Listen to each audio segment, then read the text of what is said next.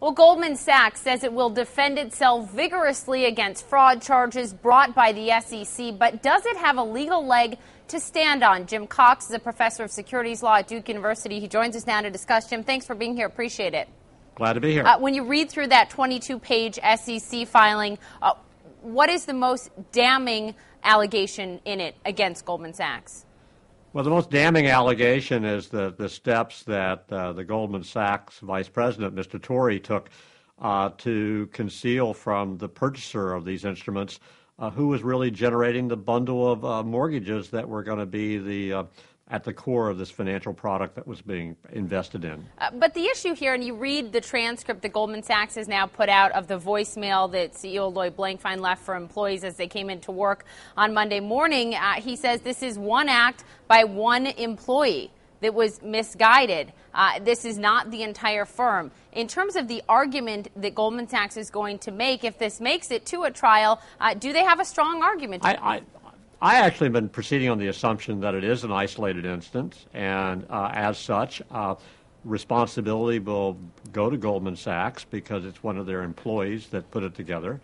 I think in light of what Mr. Blankfein's been saying, perhaps the appropriate action is to take what many other good firms have done and say, we're going to suspend Mr. Torrey, we're carrying out our own internal investigation, and we plan to proceed and cooperate with the government and reveal to the public everything we disclosed by that. So, I think it's time to sort of own up to their responsibilities to the public and step up to the plate.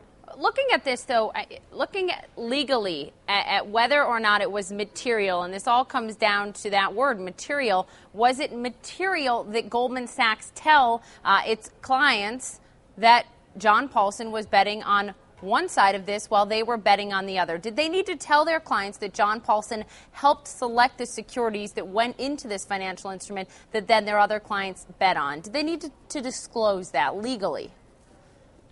In this context and these facts, I find it hard to believe it was not material. They were fully aware that the bank, IKD, that was going to be buying the big portion of this bundle of securities, that it was important to them. And in that context, and given the efforts they made to conceal that Paulson was really the generator of the composition of this portfolio, I don't have a doubt in my mind that this was material. If you were on Goldman's legal team right now, what would be the steps that you'd be taking? What would be the argument that you put forth, not only to the public, but in a trial if it goes that far, if we don't see a settlement with the SEC?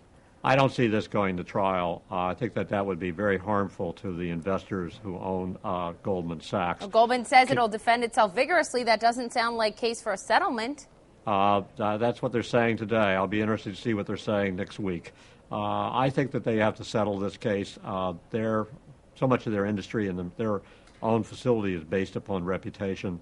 They've got to put this behind themselves. So I've got to ask, if Goldman does go ahead and settle this with the SEC, then is this the tip of the iceberg? Meaning, is this just the first big bank attack that we will see in the near term from the SEC? I can't believe for a moment that this is an isolated instance, either at Goldman Sachs or in the industry itself. And I have the greatest confidence in the skill of the SEC. I think we've had a few bumps in the road, but this case indicates that they the ability to investigate, pull together a lot of important facts, put together a very tightly drafted complaint, and proceed with the case with vigor. So I think America should take heart that the SEC is back.